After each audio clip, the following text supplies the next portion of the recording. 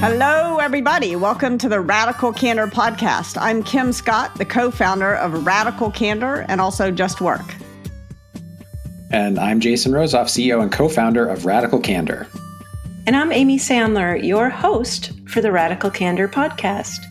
Before we jump in today, I want to start with a moment of silence for the people of Ukraine. As a lot of you may know, and probably a lot of you don't know, I started my career in Russia. In fact, my first management experience was in Moscow, and I was hiring diamond cutting workers. And I thought it was going to be easy to hire them. I thought all I needed to do was pay them. And it turned out it wasn't so easy. They didn't just want money. They wanted to know that someone cared about them enough to get them out if their government went sideways. I also spent a lot of time in Ukraine. I spent a lot of time in Kharkov, working with a factory that used to make tanks that was converting to making tractors for newly privatized farms. And the conflict has hit me in a hard way, as it has many, many, many people, pretty much everybody, I think, and in different ways. In fact, my senior thesis in college was I was studying Russian or Soviet science fiction at the time, and also American science fiction, and examining the terrible aspects of human nature that had led us to the brink of nuclear catastrophe. Not a very cheerful topic. And I've been brought right back to that thesis in the last in the last week. And I think, if you follow me on Twitter, you'll probably notice that I've been obsessed with the topic. I don't have any special words of wisdom other than trying to send out a lot of compassion for the people who are suffering on all sides of this, and also a real commitment to stopping evil. I mean, I think what Putin is doing is truly evil. And even though I was very focused on arms control and ending the arms race in college, I think it's not the time to pacify this guy. You can't stop someone like this except with a very strong response. The other thing I'll say is that I have been extremely conscious of the racism in the coverage of this war, and want to acknowledge that it's horrible the extent to which that we're paying so much more attention to this than to the many other genocides that have happened in recent memory. So I guess that's what I want to say about that. There's tons more to say, but I know this is not why folks are tuning into this podcast. Well, Kim, I want to thank you for sharing. I always learn a lot about you.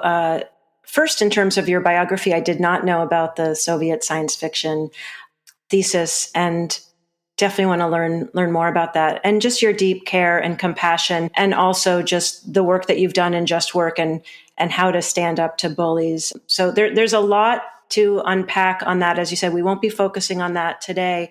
I just want to share a vignette that came to mind, Kim, as you were sharing about both the compassion for the Ukrainian people as well as the racism in the coverage, and just deepening our sphere of compassion. I was getting some medical treatment yesterday and had a nurse who had a name that I was aware was Ukrainian, and I felt a deep wave of emotion come over me as she was so caring for me. And then she shared to me, when I said I was so grateful for her care, and she said, one thing that she realized in the war being so close to home was how little she had thought and connected with other wars and other types of suffering, and how this experience really expanded her connection to all of the suffering. And I just was so touched by that for someone who is so personally connected to this, really being able to expand that sense of connection and care. And so I just want to say thank you for that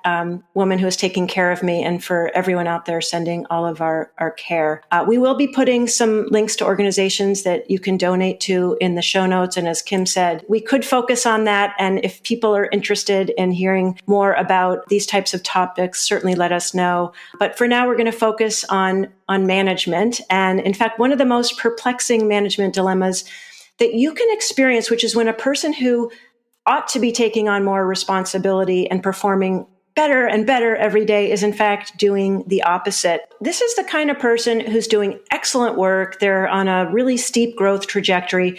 Maybe they even want to be your boss someday. And because of this, you've put them in charge of the most important work that you have on your team. You've assigned them to solve some of the most difficult problems because they are just that good. And what happened? They're flailing, not flying. We have seen this happen for 5 different reasons, and that's what we're going to talk about in this episode. How sometimes you'll put a person who's doing great work into the wrong job. Kim, I think you had an experience, maybe more than one experience like this. So can you elaborate why you call this situation the look at yourself in the mirror moment? Yes, absolutely. So at one point in my career, I was managing sort of 7 different teams. And one of the teams had the potential to really drive growth and revenue in a significant way. But it was a difficult problem and kind of a super analytical problem. This was a team that was managing millions and millions of small customers. The reason why it was super analytical is that there were millions and millions of small customers, and so you couldn't just call them up to get them to improve their revenue. You needed to figure out at scale. You needed to analyze the whole customer base and segment them and send them sort of more automated suggestions for how to grow. So there was one person on my team who was one of the best people leaders who I've ever met in my career. He really had enormous skills in terms of building a team and motivating a team. And so I put him in charge of this team that was supposed to do this work. It was a small team of people with crack analytical skills. First quarter, they weren't really making progress. And in the second quarter, they weren't really making progress. And I started giving him low performance ratings. The third quarter came along and things still weren't improving. And we had been talking a lot. And suddenly I realized that the problem was not him, it was me. I had put him in the wrong job. What he needed to be doing was leading a big team of people. He needed to be put in a role where his management skills were going to be front and center of his success. And what I needed to do for this team was to hire someone whose analytical skills were stronger than this individual's were. When I realized my mistake, I switched. He went back to doing great work and getting the best out of his team. And the new person I put in charge of this hard problem was a better fit for the problem. So in short, I had not matched the skills of the person with the needs of the role. Jason, I'm curious as you hear Kim's story, first of all, what reflections you have, any stories that amplify that, but also how do you think about how to maybe more quickly realize the error of our ways as managers? How can we look in the mirror a little more quickly? We want to be sure that we're like giving the person an actual opportunity to be successful, if it's at all possible. In my mind, I think, Kim, the couple of things that you had in place that were really important were, one, you knew how to measure success. So this is actually like a prerequisite that is often forgotten when we think about making sure that someone is actually capable or growing into a role or actually succeeding in a role. Like we've agreed on what success actually looks like. And then if someone is not meeting the threshold of success, then I think it's important to try to break down your understanding of why they're not meeting that threshold, especially given that they were performing really well in another situation very recently. Because there's a big difference between, someone gets promoted and at the same time, they have a sick loved one that they're caring for, and someone gets promoted and they don't have like personal obstacles or things going on in their life, and they're really just struggling to find their footing in the new role. We want to be able to distinguish between those things. So like having a direct conversation about that, saying like, hey, this is my observation. We're not hitting this goal. I want to try to understand from your perspective, like, what is it that you need in order to be successful? Or what am I doing that might be getting in the way of your success? Because I think like people who are capable of exceptional work, like if you've seen someone produce exceptional work, and you see their performance slipping, you want to make sure that the conditions for strong performance are actually there. And so being able to disambiguate between something that's a short-term, temporary, personal or professional issue from the wrong match of like skill and will to the job, right? Because Kim, you were describing, in my mind, what I heard you say is like, this is a person who had the will to do really well, but didn't necessarily wanted to do really well in this role and was probably working very hard to try to do well in the role, but didn't necessarily have the skill set that they needed in order to be successful. Yeah, this person was super intelligent and could have developed those analytical skills, but that was not the kind of work that gave him strength that he loved to do. And I think there's another nuance here. Another mistake I made was that we were working at a company that valued analytical skills almost above all else, and that really did not value as strongly as they should have management skills. So for him to tell me, no, I don't want to do this job that's going to demand these analytical skills it would have required almost superhuman ability to buck a culture that was quite dominant. And so it was really up to me as the leader to make sure that I was valuing those management skills as highly, if not more highly, than the analytical skills. And I think that's another mistake I made, was not sort of creating the conditions for this individual to say, here's what I really want to do. I don't really want to do that, actually, because that was like the coin of the realm at this place, those analytical skills. So that's another thing that happens.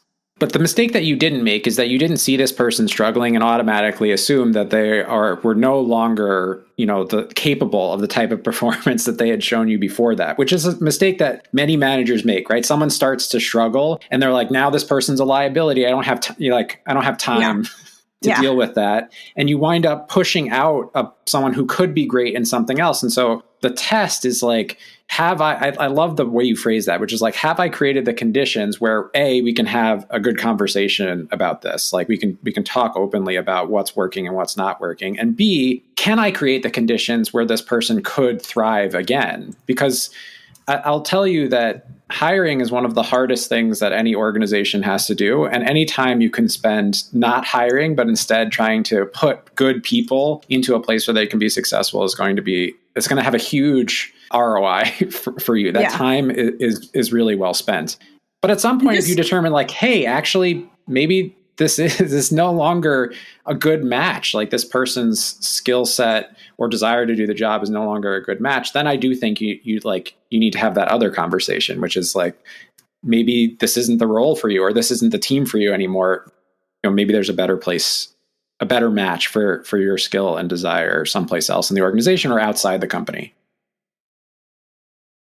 I wonder, as you're saying that about sort of I like the skill and will, it rhymes. And then Kim also brought in, have I really set these conditions up for them to thrive? I know we were talking about the amount of time. Kim, I feel like I've also seen that you've talked about, this idea that a good boss, like insisting on people who haven't done exceptional work for more than 2 years. And I wonder now, especially now, we talked about, 3/4 maybe getting on too long, but how should people think about the timing and how frequently should I be sort of checking in on will, skill, and conditions? Because I feel like people might be struggling with that right now. And how do they measure the time? Yeah, I mean, there's no absolute, it's a good question, but of course, I'm not going to give you a good answer because there's not an absolute answer. I think that you want to be having these development conversations, as we always talk about, on kind of like a daily, weekly basis. You want to be talking, you want to have these 2-minute impromptu radical candor conversations all the time. How often do you want to do a more formal check-in? I tend to like to, at least once a quarter, think about, where does this person want to go? Are we giving them opportunities to get there? Do they have the will or the skill to get there? Like, what's going on? And that becomes more like a performance management cadence. There are so many different schools of thought about how often you should have a performance management conversation where you're giving folks a rating. I'm inclined to say once a quarter is about right, but you want to make sure that you're designing a performance management system that doesn't suck up all the oxygen in your company and take up tons and tons of people's time once a quarter, because at Google, at one point, the quarterly performance management system became known as perfcrastination. It took up 4 weeks. 4 weeks a year, that's too much. So you want to make sure that you're creating a performance management process that doesn't feel too much like a burdensome process. All right. Yeah, borrowing Jason? from our previous conversation, I think you can distinguish between growth management and performance management here. Because maybe 2 of those quarters you're doing performance management and 2 of those quarters you're doing growth management, where it's really a future focused conversation to say, because I like the idea of saying, what sort of track or trajectory is this person on, and how well does that align with their goals? That doesn't have to be a performance conversation, right? Yeah. That could be a growth conversation, because you could say, hey, at the beginning of this quarter, at the last perf conversation, we talked about these goals for you. And now I'm just checking in to say, I want to make sure that we can actually get there. This is how I see your trajectory. How are you seeing your trajectory? Do we actually agree? Can I wave a purple flag? Understand. Sure. on C. Oh, understand. Yeah, got it. Yes. Yeah, okay. Sorry. I was putting it together. Context for folks who don't know what the hell I was just talking about. One of the things that Trier and I do at Just Work is wave a purple flag for bias in language. And one of the big mistakes I made in writing Just Work is using sort of sloppy site metaphors, which were sort of ableist, and using the word C, as Jason did. I did it 99 times in that book. We're going to be polite and persistent and rooting out that kind of language. Maybe the word I was looking for is actually perceive as opposed to understand, because the important part of that less formal check-in is we're perception matching, right? We're saying, are we actually in alignment? Because I don't think we should worry too much about developing a formal understanding, because that's the thing that starts to eat up all the airtime, right? If it's here's how I'm perceiving things, how are you perceiving things? That might be an interesting cadence. Yes. And we'll drop notes in the show notes to the purple flag explanation. So just to summarize, we talked about this idea of putting someone in the wrong role, and as a manager, really looking at yourself in the mirror and using these conversations along the way to check in both with them and for your own perception alignment, if this is in fact a good fit. Another mistake that we make as managers, Kim, is where sometimes people can struggle when they are taking on too much too fast in their role. And I want you to explain for us, maybe through a story, Kim, when you've seen this, but why does it happen someone takes on too much too fast, especially folks who are on steep growth trajectories?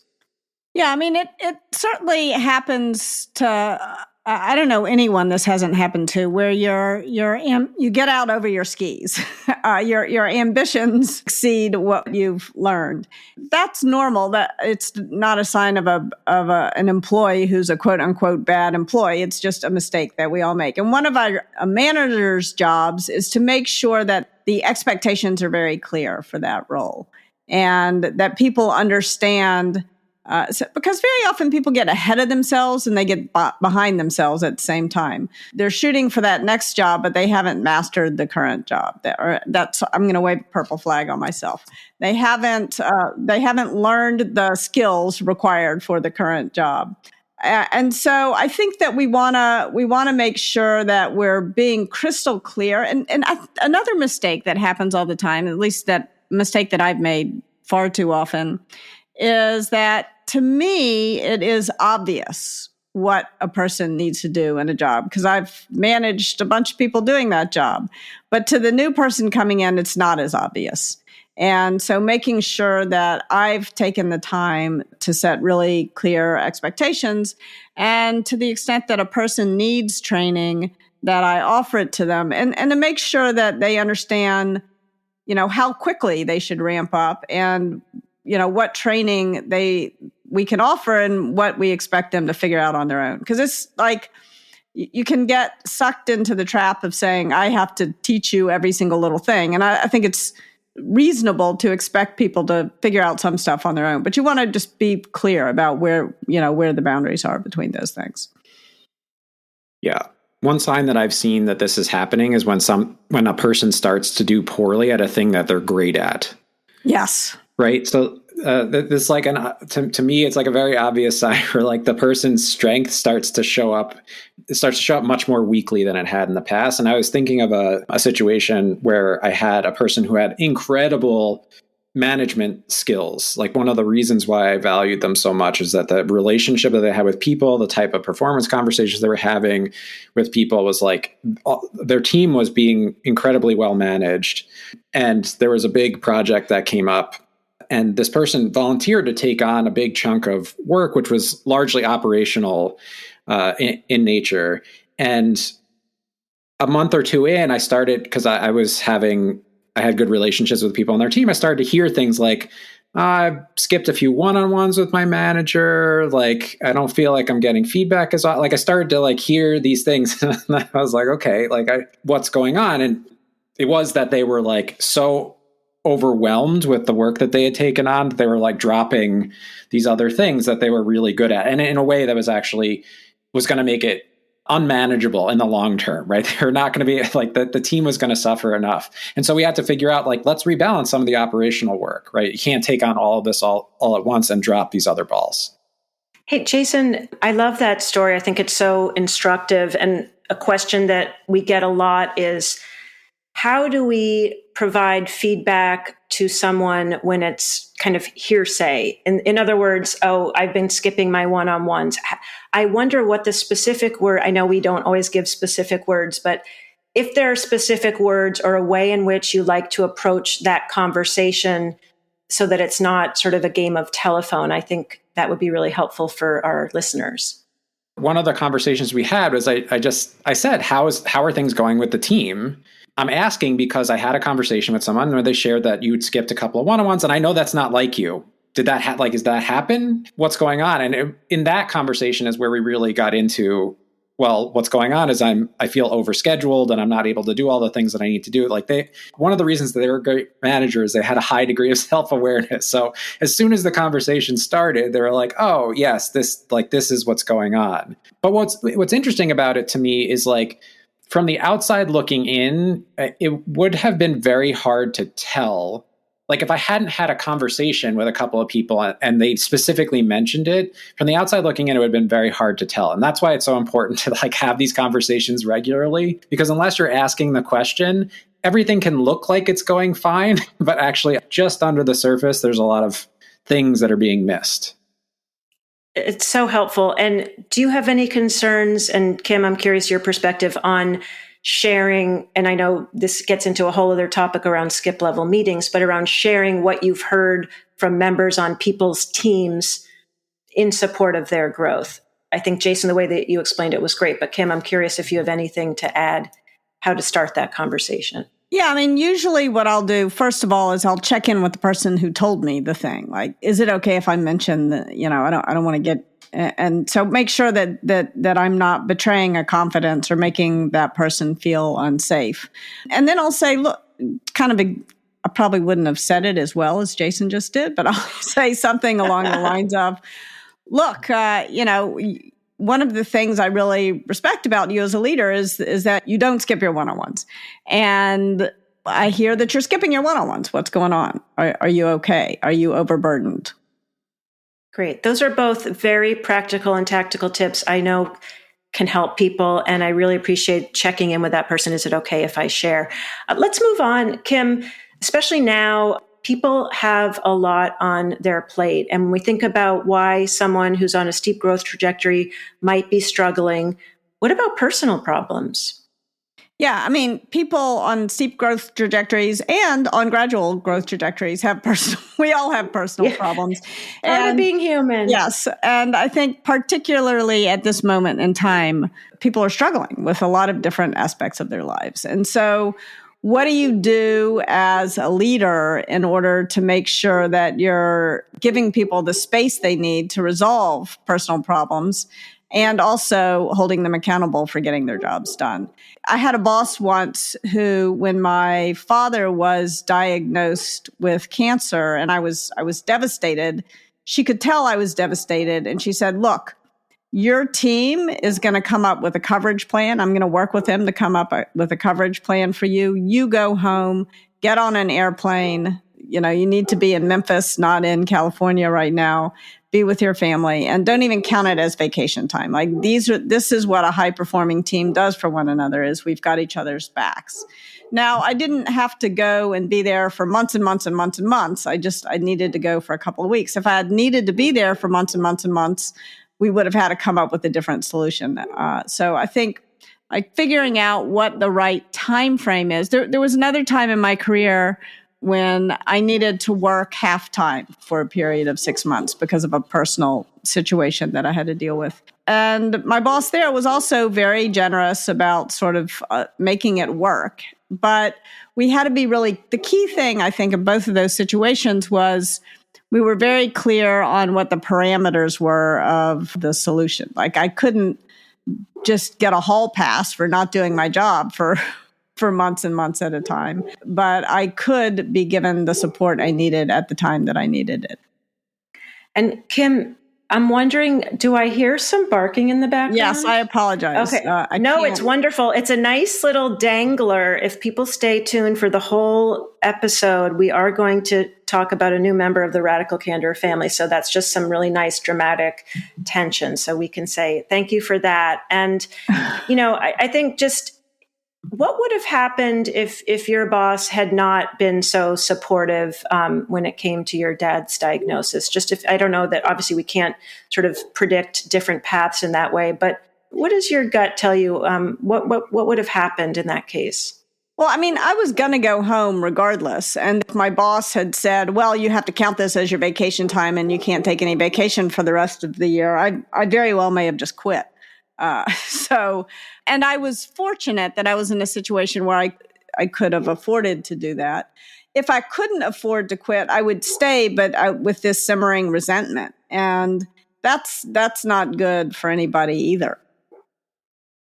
Simmering resentment, never a good thing. No. And I think it's important to call it out now when people are so focused on well-being and burnout and great resignation, whatever we call it, just what's under the surface, that simmering resentment can be powerful. So, Jason, to move us along, sometimes it seems like somebody is in a role that we think should be perfect for them based on their experience, their expertise, but for whatever reason, they just can't seem to get traction, whether it's because of the specific company or on the team. Maybe there's a misalignment between the culture of the group and that person's personality. And Kim also was talking about that a little earlier on at an organization that maybe prioritizes analytical thinking over more people skills. So can you share your reflections on this idea of like culture fit, individual personality? First of all, I don't like the term culture fit, and I'm not saying that you do, but I think there's a problem with the idea of culture fit. So culture becomes this monolithic thing that people have to fit into, as opposed to culture being an expansive thing, right? Like something that changes, that adapts, that includes people. And so fit has the side effect, even though I don't think this is the intent of the word, has the side effect of making the person who doesn't fit the problem. As opposed to saying the culture is a problem. There's a problem with the culture that this person cannot fit here. The term fit does describe both of those things, right? The receiving end or the additive end both of those could be problematic. But the term match, I think, is maybe a little bit better term. Like how well do the expectations of the organization and the expectations of the person match each other? And I don't think this is only about culture, right? Because we're talking about situations where people are on a steep or gradual growth trajectory. And there are a lot of things that enable that. And some of them are, Kim, you mentioned one earlier, is like resources. Like maybe you're a person who needs, in order to be confident in a role, needs to really learn it inside and out. But if you're at a startup where there's no time to to learn, and things are changing so fast that there's no time to learn things inside and out, then that might be the problem. That's not a cultural issue of the organization, right? That's more like expectations and saying, or resource availability, basically saying what do we have available in order to make someone successful? I have seen lots of versions of interpersonal conflict also come into play here. So this is less about personality writ large and more about behavior. So like specifically, I've seen situations, in fact, I was talking to a friend recently who is trying to hire someone, and this person had such a clear plan for the role that they were going to move into. They were able to articulate everything so clearly. And the feedback that they got from their team was not this person, whatever, like we hire anybody else, but not this person. And when they dug in, what they found was like, the positive side was having the plan. The negative side was like, this person didn't seem very curious about what the team had already thought about, right? So they were coming in with this very clear vision, but they were bulldozing, even in the interview, they were sort of like bulldozing the other team members by saying like, I have this brilliant idea and this plan, and aren't you so excited about my brilliant plan? And they were like, well, we've done some of those things. We've thought about those things. And so there's a level of sort of self-awareness that creates interpersonal conflict with the team that could make someone a bad match for that particular role. But there might be another organization that the team is sort of directionless and they're just craving someone to come in and tell them tell them what to do. And that person might be a perfect match for that situation. So hopefully that helps sort of illustrate the match can happen on multiple levels. It could be interpersonal, it could be sort of situational, contextual, et cetera. Yeah, I think, I wrote in Radical. One of the hard things about writing a book is that you can't go back and edit it later. And so I wrote about culture fit in Radical Candor. And then as I was writing Just Work, I read some articles, which we'll drop into the show notes, about how culture add is really a much, much better way to think about this. Because very often the notion of culture fit is like a super highway for bias to come creeping into your decisions about who you're hiring, who you're promoting, and that sort of thing.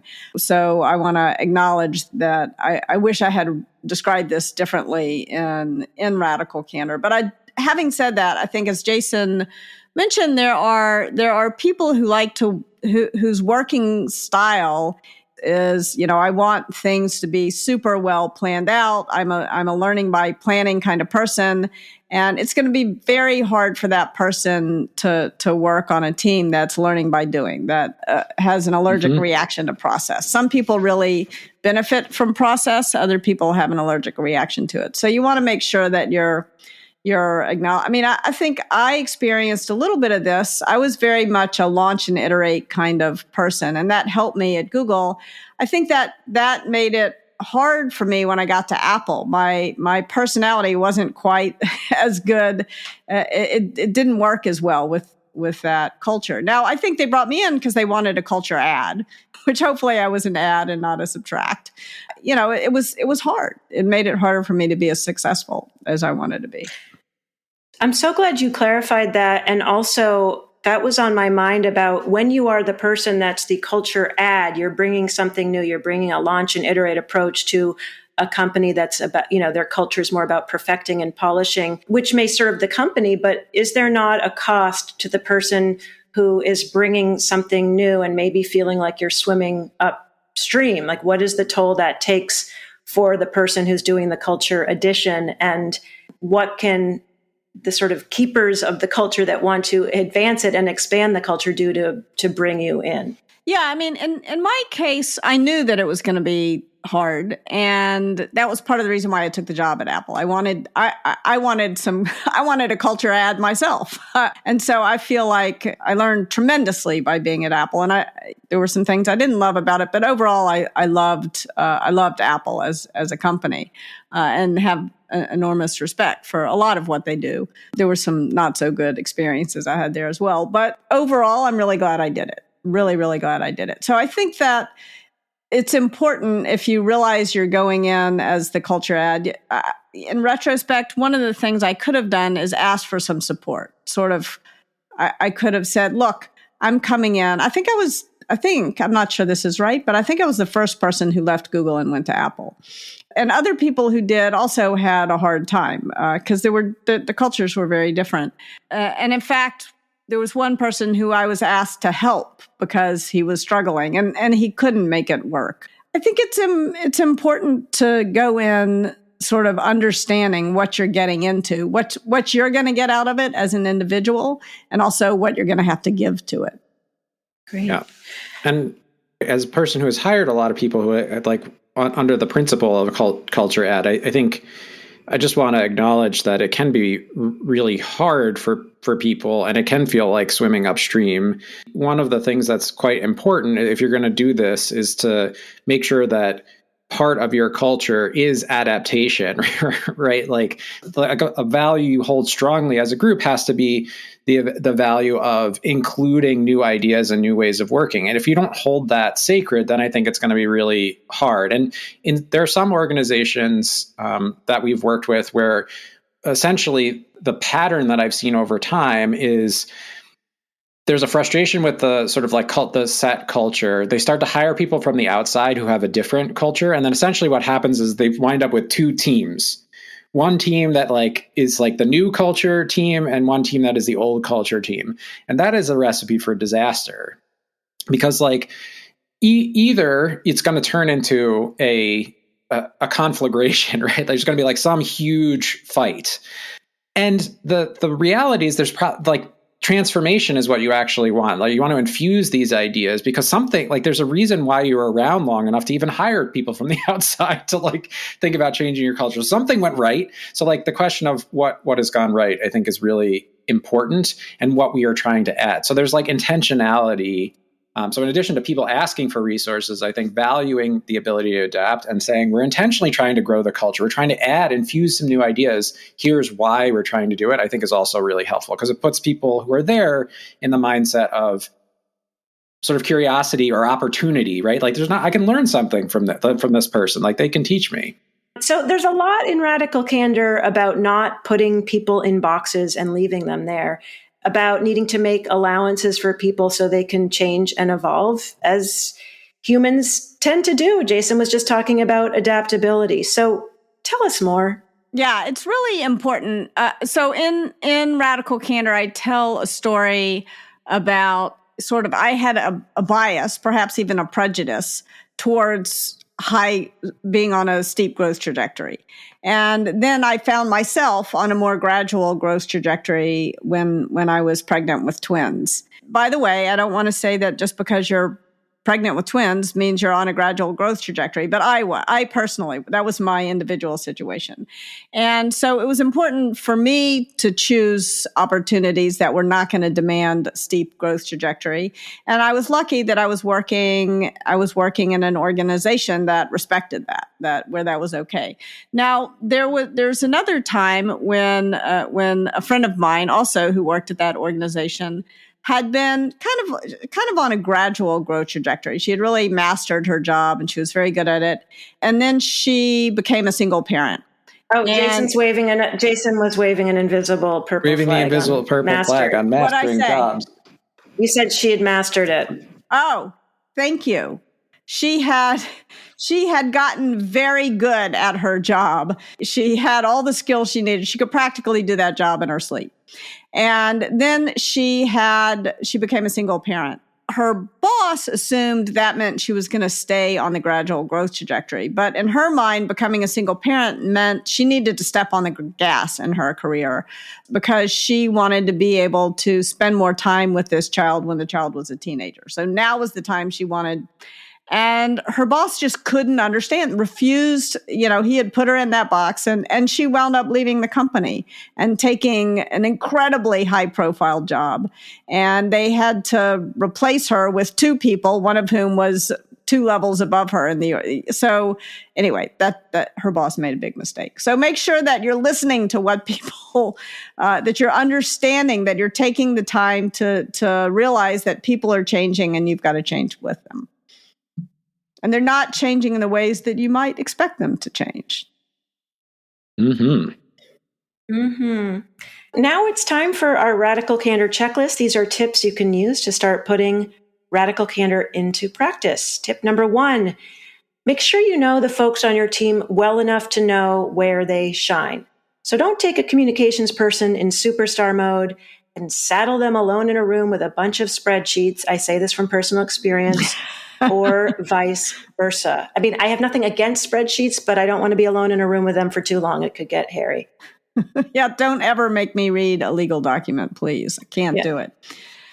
Tip number 2, Be aware of when you're in sort of performance management mode and letting people know exactly how they're doing versus expectations.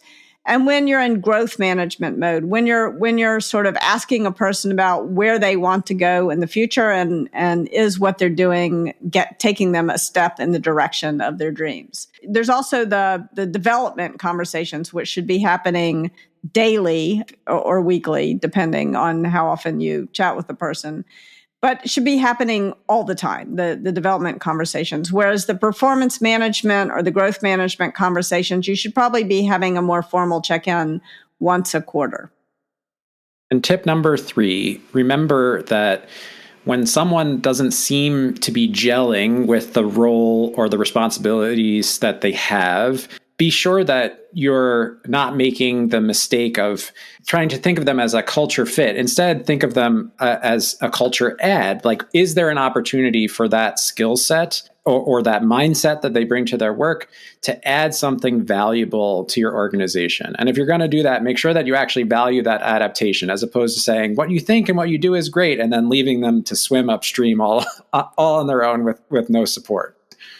Well, I don't know if this is a good segue, but speaking of swimming upstream with no support, we heard some barking in the background. We know that dogs tend to love to swim, whether it's upstream, downstream, and everything in between. Dogs make things better. Terrible segue. However, Jason, we do think there's some light that you can shed to inspire us on a new family member and how this new family member came to you. Yes. So a couple of months ago, our beloved dog passed away. Very, very sad. Still grieving her loss.